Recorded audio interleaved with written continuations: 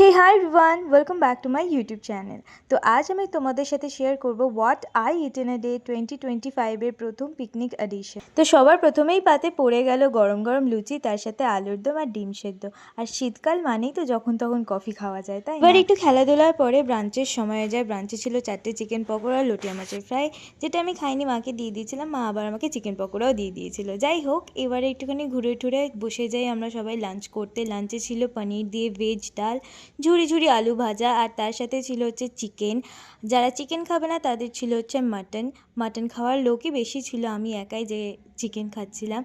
সবকটা রান্নাই দুর্ধর্ষ হয়েছিল, তবে কেন জানি না আমি আর আমার মা খেতে পারছিলাম না, প্রচণ্ড গা গোলাচ্ছিল।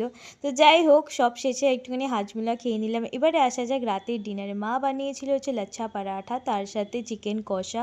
তো এত কিছু খাওয়ার পরে সব শেষে একটুখানি মাউন্টেন ডিউ খেয়ে আজকে খাওয়া দাওয়া এখানেই শেষ করলাম।